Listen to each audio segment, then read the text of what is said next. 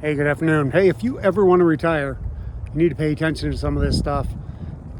Just got some new information today. It came out from Fidelity, which is one of the largest 401k holders of accounts.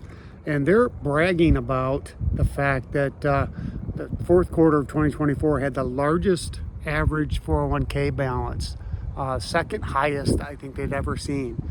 And that was at $131,700. Now, I don't know about you, but that doesn't sound like the kind of income that's going to provide a lifetime of retirement. You know, the idea is that you're supposed to project for 20 years or so. I don't know how you make $131,000 the last 20 years unless you don't touch it. Now, I realize that 401ks are not the only source of income most people have.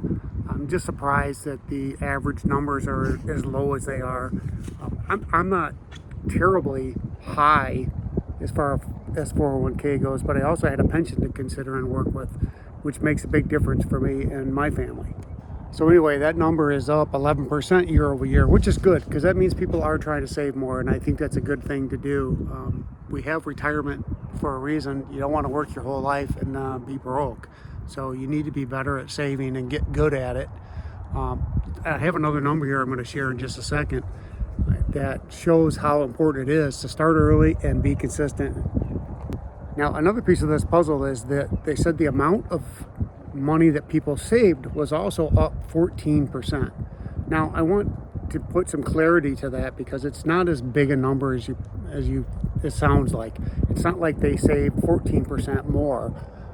Basically what happens if you use a little bit of math is if I'm putting in 5% and I up it to 6%, well, that's a 20% increase in savings. So it's not like my total amount saved was up 20%. It's just that I increased the amount I was saving by 14 or 20%. And one of the tricks that I do, and I've tried to teach my son and some of the younger people to do, or at least advise them to do, is that every time we get a raise, you just automatically increase that amount in your 401k by the raise because you're used to living on the lower number already.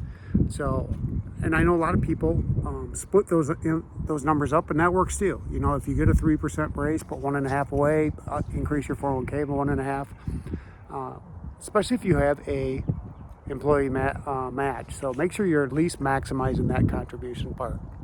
Okay, and next I want to talk about 403Bs and IRAs. Now, I'm not real familiar with either one of these. So again, this is not financial advice. I'm just sharing information that Fidelity put out. They just put this out today, Thursday, February 27th. Geez, lost my date for a second. So year over year, both of those are up as well, which is great news. The 403B's contribution is up 11%, and that average is $117,800. And IRAs are up 8%, which gives us a $127,543 average. Now, I thought this interesting fact was important to share too. Americans believe and think that we need to save 1.46 million to comfortably retire in the United States. That's what they're saying that their survey found. And as we've talked about on this channel before, you don't necessarily have to have $1 million saved. A lot of it comes down to what your lifestyle is going to be, what your debt ratios are, the kind of numbers that you need to know going into retirement, because those are important to make sure that you stay on track and not blow your budget and blow your money. And again, my point on this was that, you know, these numbers that they say are average in the $120,000 range doesn't seem like a lot of money. I think we need to save better than that if we can. But here's a bright spot in this information. They also revealed that Gen Xers, which is people aged birthdays in the 1965 to 1980, which I'm a 1965. I thought I was considered a boomer, but I guess 64 was the end of the boomers, and I'm a Gen Xer. Anyway, they're saying that those of us that have saved for an average of 15 years or more have over almost $600,000 in the bank. Now, I don't know what they consider 15 years or more, but if they're talking about 30,000, I could see, or 30 years, I could see that number being there. Otherwise, that's a lot of income to try to bank away in a 401k, especially in only 15 years or so. But that number is also up 18% year over year. So I think people are getting the message that you need to make make sure you're saving enough, make sure you're taking advantage of any programs that you can that are tax deferred, especially for now.